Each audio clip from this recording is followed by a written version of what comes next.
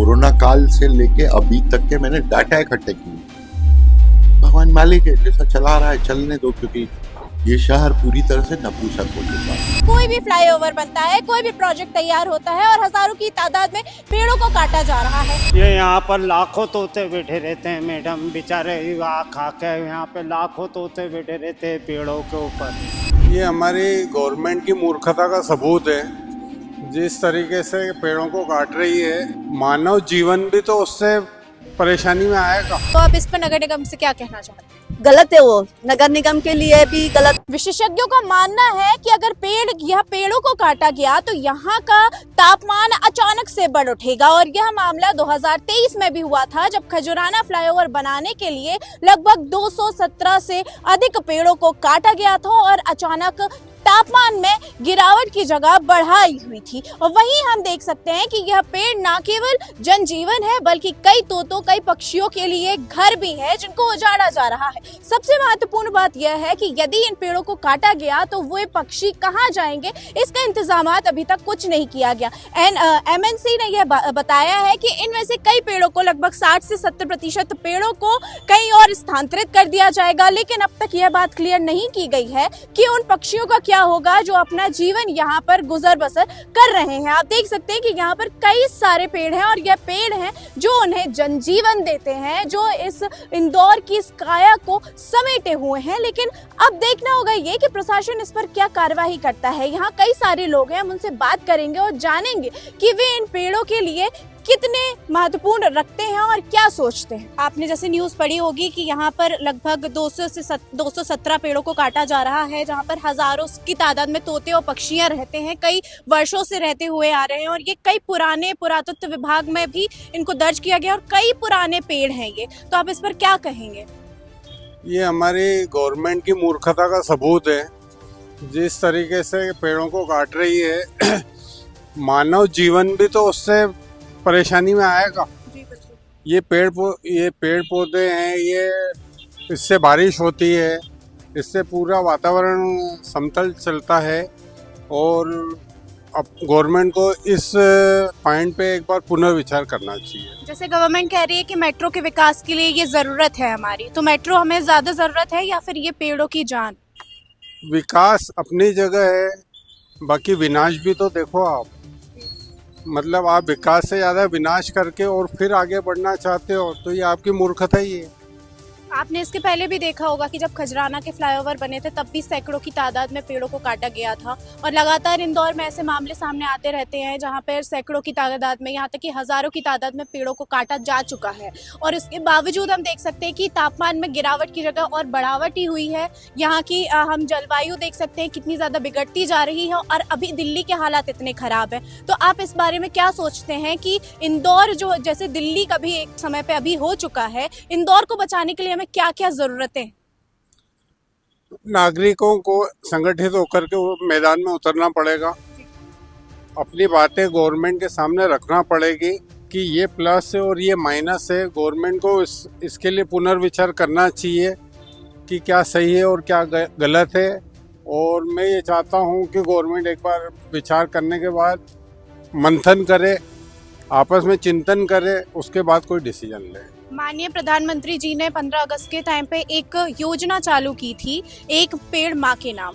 लेकिन लगातार हम देख रहे हैं कि पेड़ों को काटा ही जा रहा है और इन्हें स्थानांतरित करने की बात की जा रही है। तो इनका स्थानांतरण कितना लाभदायक होगा या फिर हमें इन्हीं पेड़ों को बचाना पड़ेगा? तो आप इस पे क्या कहें? मैं तो चाहता हूँ इन्हीं पेड़ों को बचा लो आप, वो ज़्यादा बेहतर है। और रही प्रधानमंत्री जी की बात, वो तो नेताओं का काम है कहना और कुछ करना और कहना कुछ और। तो आप जैसे देख सकते हैं यहाँ आप सर कब से हैं यहाँ, लगातार कब से काम कर रहे हैं? जैसे अभी हमने आपको देखा कि आप पक्षियों के लिए ये डाल रहे थे। जी जी, मुझे काफ़ी टाइम हो गया है। जी, तो आप पक्षियों की सेवा करने में बहुत ज़्यादा रुचि रखते हैं? बिल्कुल रखता हूँ। तो कई सालों से सर जो है लगातार काम कर रहे हैं पक्षियों के जनजीवन को और जलवायु को बचाने के लिए, और उनका यह मानना है कि यह पेड़ ही है जो इंदौर की सांसों को बचाए रखे हुए है और यह दिल्ली बनाने से बचा के रखे हुए हैं। मेट्रो सिटी बनना कोई बड़ी बात नहीं है, हमें काम करना है, विकास करना है, लेकिन ऐसा विकास जो विनाश की ओर ना जाकर हमें लगातार ऐसे कुछ मामले सामने लाकर दे जो विकासशील भारत की एक नई परछाई सामने लाकर आए। जी मैम, क्या आपको पता है कि यहाँ पर आईएमसी ने इन सैकड़ों पेड़ों को काटने के लिए मंजूरी दे दी है क्योंकि यहाँ मेट्रो बननी है, तो आप इस पर क्या कहेंगे? नहीं, इतना थोड़ा बहुत मालूम है कि मेट्रो बनने के लिए इधर उन्होंने कुछ खुदाई वगैरह की थी मेट्रो के ऊपर। मेट्रो बनेगा तो वो इधर मेट्रो बनेगा तो गलत है जी। एक विशेष पार्टी के द्वारा आंदोलन भी किया गया था लगभग 2 से 3 दिन पहले, और यह कहा जाता है कि यह जो एरिया है यहाँ पर सबसे ज्यादा पक्षी रहते हैं, तो इंदौर की जलवायु के लिए ये पक्षी कितने ज्यादा महत्व? नहीं, बहुत महत्व रखते हैं ये पक्षी। देखो, आज इंसान तो अपना कुछ कर लेता है, पक्षी बेचारा कैसे करेगा? तो पक्षी के लिए तो अपने को पक्षी का पहले देखना चाहिए, इंसान से पहले पक्षी का देखना चाहिए। तो इंसानों के लिए ये क्यों इतने महत्व रखते हैं, क्यों इन्हें बचाया? क्योंकि ये एक ऐसा प्राणी है कि बोल भी नहीं सकता है, कुछ भी नहीं कर सकता है, तो इसलिए उसका ज्यादा महत्व है कि बोलने वाला। देखो, इंसान बोलता है, हर कुछ कर लेता है, आज उसकी तबीयत खराब है तो बोल देता है, तो उसका पक्षी बेचारा कुछ नहीं बोल सकता है, तो उसके लिए अपने को ध्यान देना। आप यहाँ लगातार आती हैं हमेशा? जी हाँ, मैं रोज आती हूँ, रोज सुबह आती हूँ। रोज सुबह? हाँ। तो आपका एक इमोशनल कनेक्ट होगा इन तोतों के साथ, इन कबूतरों के हाँ, ऐसा लगता है कि नहीं, अपन जाना है, अपने को कभी भी गैप नहीं करनी है, क्योंकि एक पक्षी बेचारा किससे मांग के खाएगा? तो अपन देंगे तभी खाएगा वो। और ये जो हजारों पेड़ों को काटने की बात की जा रही है वो गलत है। और मेट्रो का जैसे आप फेलियर देख सकते हैं कि जो आउटर रोड पे मेट्रो चल रही है वो वैसे ही खाली पूरी जा रही है, तो आपको क्या लगता है कि जो यहाँ से निकलने वाली मेट्रो है उससे कोई इंदौर विकास की राह पर चल पाएगा? नहीं चल पाएगा, क्योंकि खाली चल रही है तो फिर मतलब ही नहीं है, तो कोई मेट्रो का तो कोई मतलब ही नहीं है। मेट्रो का कहाँ पे मतलब है? मेट्रो सिटी में जैसे मद्रास, दिल्ली, बम्बई, वहाँ पे जरूरत है। लेकिन अगर इंदौर को हमें विकासशील बनाना है तो मेट्रो की तो आवश्यकता लगेगी। मेट्रो की आवश्यकता लगेगी, पर मेट्रो में बैठने वाले भी तो होना। मेट्रो सक्सेस होना चाहिए, मेन बात तो अच्छी बात है। मेन बात ये है कि सक्सेस हो जाए तो अच्छी बात है मेट्रो, वरना तो फिर एक जगह रोकने वाली बात हो जाएगी। तो इन पक्षियों के गुजर बसर के लिए आप क्या कहेंगे? और नगर निगम के जो इस अभियान जो चला रहे हैं, वे हजारों पेड़ों को लगातार काट रहे हैं। खजराना फ्लाईओवर बनाया गया था, तब भी सैकड़ों पेड़ों को काटा गया था, और भी कई ऐसे मामले आए हैं जहां हजारों पेड़ों को काटा गया है, तो आप इस पर नगर निगम से क्या कहना चाहते हैं? गलत है वो, नगर निगम के लिए भी गलत है, और देखो काटेंगे तो वो गलत ही है। सालों से हम देख सकते हैं कि यहाँ पर कई ऐसे लोग हैं जो 20 से 25 सालों से भी इन कबूतरों की सेवा में लगे हुए हैं, और साथ ही ये पेड़ जो है यह सही में बता रहे हैं कि इंदौर की सच की एक आत्मा है जो इसको लगातार एक जनजीवन प्रदान करती है, जलवायु को काबू में रखे हुए है। इसके बावजूद भी आईएमसी के द्वारा या ऐसे ज्ञापन क्यों लाया गया, यह अभियान क्यों चलाया जा रहा है, इस पर अभी भी बड़ा सवाल खड़ा करता है। जहाँ सरकार ये दावे करती है, बड़े दावे कि 30,000 एकड़ में 30,000 पेड़ अब तक लगाए जा चुके हैं, एक पेड़ मां के नाम जैसी योजनाओं के साथ गुजर बसर कर रही है और लगातार लोगों को आश्वासन देती हुई है कि हम पर्यावरण की सुरक्षा कर रहे हैं, लेकिन यह दिख क्यों नहीं रहा? क्योंकि हम देख सकते हैं कि कोई भी फ्लाईओवर बनता है, कोई भी प्रोजेक्ट तैयार होता है और हजारों की तादाद में पेड़ों को काटा जा रहा है। जहां हम बीआरटीएस की बात करते हैं तो बीआरटीएस में भी हमारा 300 करोड़ की लागत लगी हुई थी, जनता का पैसा लगा हुआ था, लेकिन वह भी 2 से 4 साल में ही फेलियर के रूप में सामने आ गया। वहीं मेट्रो भी जो बाहर के रूप में चल रही है वह भी एक फेलियर के रूप में सामने आ रही है। और अब जब इन पेड़ों को काटा जा रहा है, हमने एक दादाजी से बात की थी जो वो बोल रहे हैं कि इन पेड़ों से ही हमारे इंदौर को बचाया जा सकता है, और इंदौर में हो सकता है मेट्रो की आवश्यकता है, बहुत आवश्यकता है, विकास हमें जरूरी है, जो इंदौर को एक मेट्रो सिटी में कन्वर्ट करने के लिए इम्पोर्टेंट है। लेकिन क्या इन पेड़ों को काटना जरूरी है? क्योंकि अब तक इस पर आईएमसी ने कोई अन्य बात नहीं की है। वे लगातार कह रहे हैं हम अल्टरनेटिव्स ढूंढेंगे, लेकिन आखिर कब? क्योंकि इंदौर की जान को बचाना बहुत आवश्यक है। हम देख सकते हैं लगातार इंदौर के लोग इसके खिलाफ खड़े हुए हैं और इन पक्षियों को बचाने के लिए, इन पेड़ों को बचाने के लिए आंदोलन कर रहे हैं। आपको यहाँ पे कितने कितने साल हो गए पक्षियों की सेवा करते हुए? 5-6 साल हो गए। आपको पता है कि ये जो पेड़ है 217 पेड़ों को गिना गया है यहाँ और काटने की बात की जा रही है। आप इसके ये यहाँ पर लाखों तोते बैठे रहते हैं मैडम, बेचारे आँख खा के यहाँ पे लाखों तोते बैठे रहते हैं पेड़ों के ऊपर। ये लोग बाग बोल रहे हैं हम ये पेड़ काटेंगे, यहाँ मेट्रो का ऑफिस बनेंगे, ये गार्डन को तोड़ेंगे, बोले यहाँ पे कम से कम 12 कुंटल माल खाते हैं ये बेचारे कबूतरों। इनके अलावा दूसरे भी जानवर आते हैं जो खाते हैं बेचारे यहाँ। इनको तोड़ने की योजना करी है सरकार ने यहाँ की मैडम। आज मेरे इतने सालों से यहाँ सेवा कर रहा है, मेरे को कभी गवर्नमेंट ने पैसा नहीं दिया यहाँ की। तो सरकार जैसे ये दावा करती है कि वो पेड़ लगा भी रहे हैं काटने की बजाय, आप इस पर क्या कहेंगे? हम यही कहेंगे कि ये पेड़ों को मत काटो मैडम, यहाँ लाखों तोते बैठे रहते हैं। सुबह 4 बजे आप देखोगे तो एक एक पत्ते पे तोते और मिलेंगे आपको सुबह 4 बजे यहाँ। तोते और ये पक्षी हमारे पर्यावरण के लिए कितने इम्पोर्टेंट है? जैसे आप काफी समय से काम कर रहे हैं तो कितना महत्वपूर्ण है? आज मैं इन कबूतरों के पीछे ही जिंदा खड़ा हूँ। मैं एयरपोर्ट से यहाँ सेवा करने आता हूँ इनकी। मेरे को यहाँ गवर्नमेंट कुछ नहीं देती। आप जैसे आते हैं 150 रुपये कपड़ा लत्ता जूता चप्पल खाना पीना सब दे के जाते हैं। इन कबूतरों पे मेरा चलता है। मैं आश्रम से आता हूँ, एयरपोर्ट से आता हूँ, आश्रम में रहता। ये मेरे को 30,000 रुपये की साइकिल दी है बैटरी की जैन लोगों ने। अच्छा, ये सेवा करता था यहाँ। तो आप लगभग 5 साल से यहाँ पर सेवा कर रहे हैं, कबूतरों से ही आपका जीवन चल रहा है। तो आपने ये बात कही, ये कैसे आपका मुमकिन है? कबूतर आपके जीवन कैसे चला सकते हैं? ये मेरे ऊपर से निकल जाते हैं मैडम, तो उखार बुखार रहता है मेरा, सब बुखार उखार सब उतर जाता है मेरा। आज मेरा हाथ पैर चल रहे थे कबूतरों के पीछे ही चल रहे हैं। मेरा हाथ पैर सब टूटे, पेट सब फटा है, मेरा सर वर सब फटा हुआ। एक्सीडेंट हुआ था, एक ट्रक वाला फेंक गया। आज मैं इनके बदौलत ही आती है, हर दिन आती है? मैं हर दिन नहीं आती हूँ पर हर महीने मतलब हर 15 दिन में आती हूँ, दाने डाल के जाती हूँ। जी, तो ये जो पक्षी हैं पेड़ पौधे हैं ये हमारे इंदौर के लिए बहुत महत्व रखते हैं। ये बहुत महत्वपूर्ण है हमारे लिए, और जिस तरह से ये तोड़ा जाएगा काटा जाएंगे तो बहुत नुकसान होगा। नगर निगम कह रही है कि इन पेड़ों को वो 60% से 70% पेड़ों को स्थानांतरित कर देंगे, कहीं और लगा देंगे। लेकिन इसके द्वारा क्या इन तोतों और इन पक्षियों को बचाया जा पाएगा? ये स्थानांतरित होने से यहाँ कुछ फायदा नहीं होने वाला, ये जहाँ लगेंगे वहाँ फायदा होने वाला है, तो यहाँ तो नुकसान ही होने वाला है।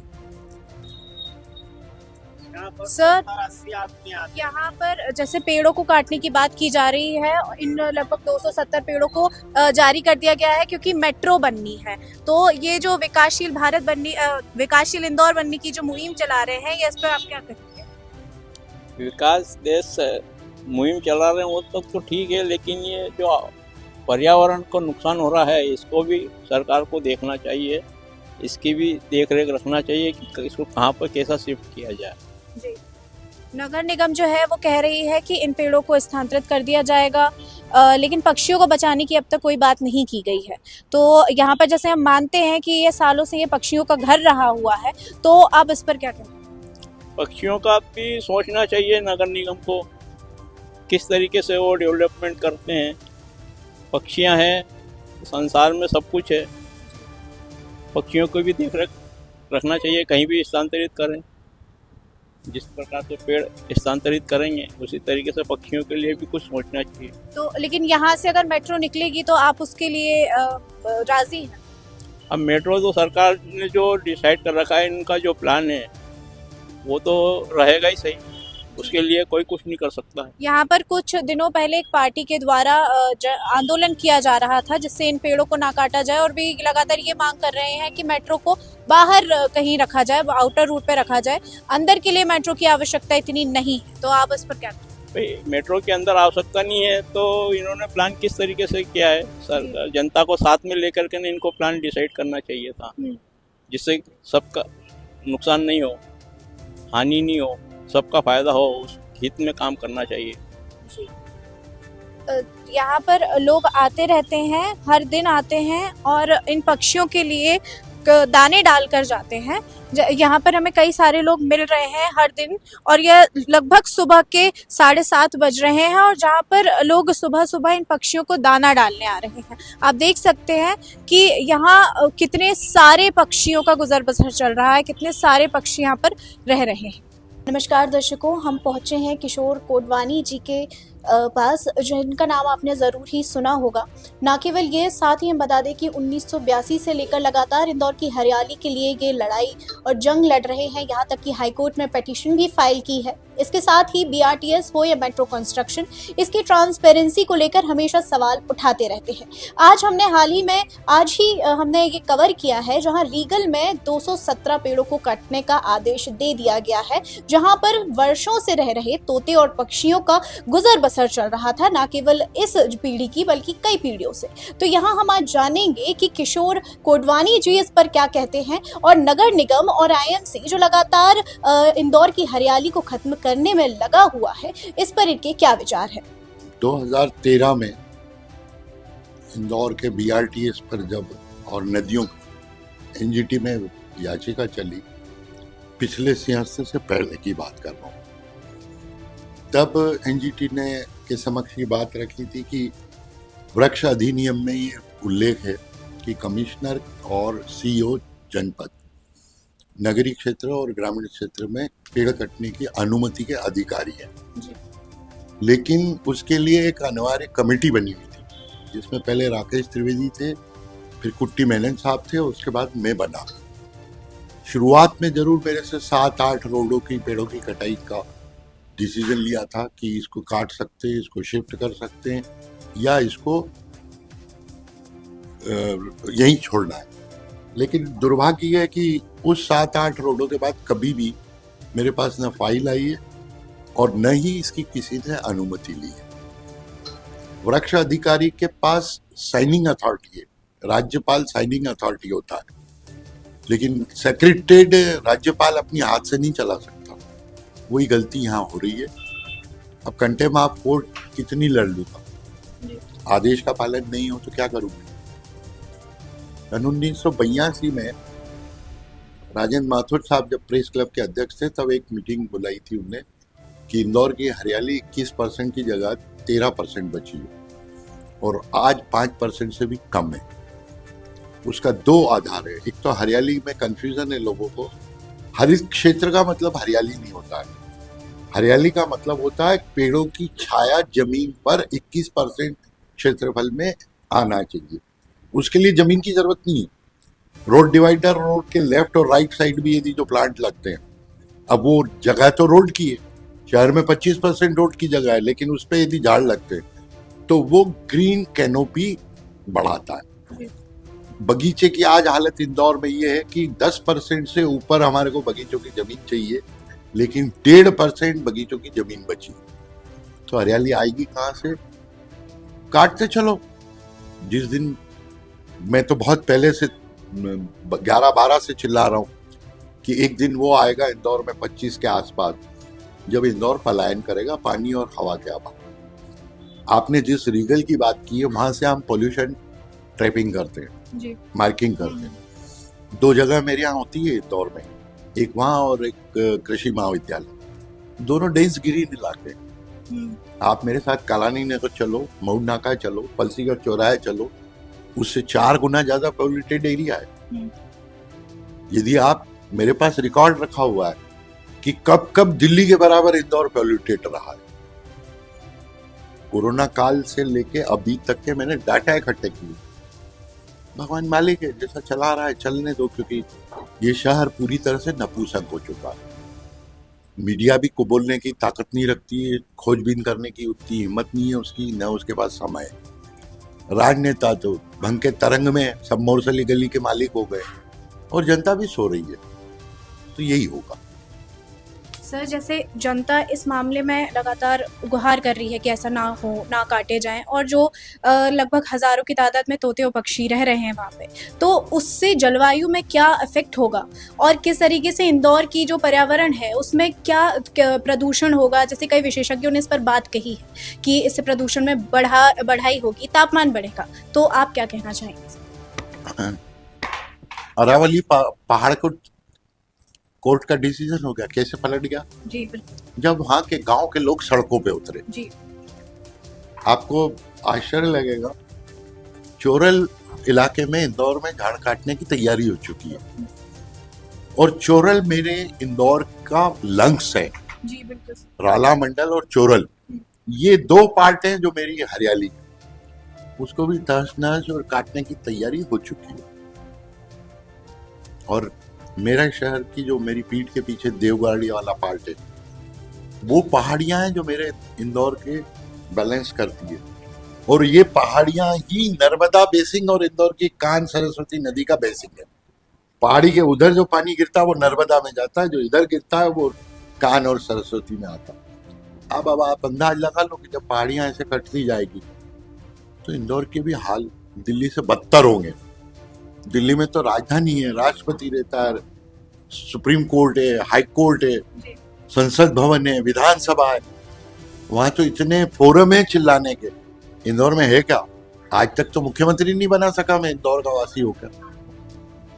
कैपिटल राजधानी है, मुझे बता दो कौन मुख्यमंत्री बना है इंदौर का? आते सब मंत्री है, मुख्यमंत्री तो हर दूसरे दिन इंदौर मिलता है आपको, लेकिन मेरा इंदौर का कोई भी बाशिंदा आज तक मुख्यमंत्री नहीं बना। इंदौर को जागने की जरूरत है। भाग्य भी हो सकता है, इंदौर का भाग्य ही ऐसा होगा, क्योंकि मेरा ऐसा मानना है कि इंदौर बेसिक है ही नहीं। 300 साल पहले हिस्ट्री में आप जाओगे तो आपका इंदौर केवल खजराना क्षेत्र था।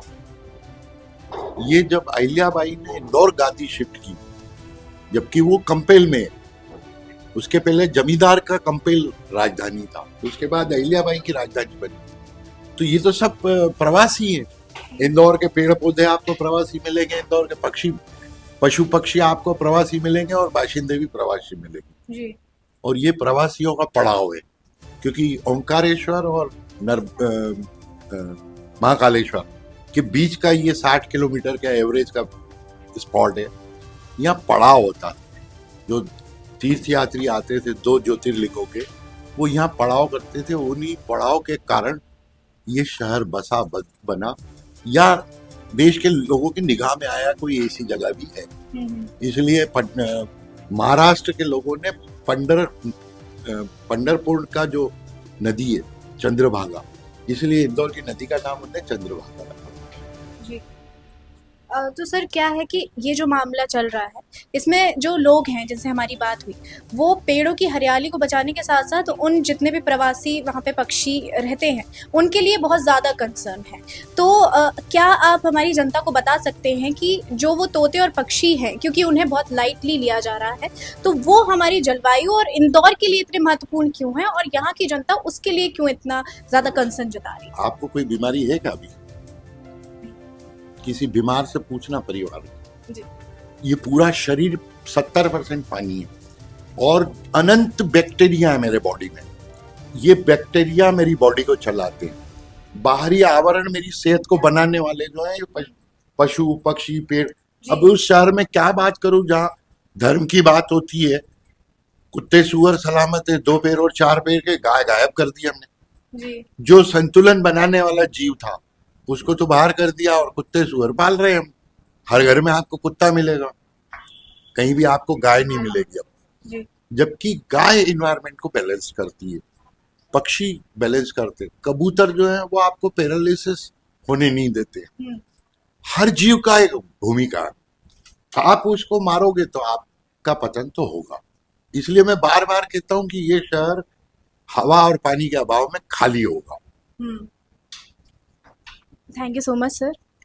तो ये हमने बात की किशोर कोटवानी सर से, और जाना कि आखिर इतना ज़्यादा इम्पोर्टेंट क्यों है, और अब देखते हैं कि प्रशासन इस पर क्या कार्यवाही करती है। धन्यवाद। दोस्तों, हम जनता की आवाज बनकर सच्ची पत्रकारिता कर रहे हैं।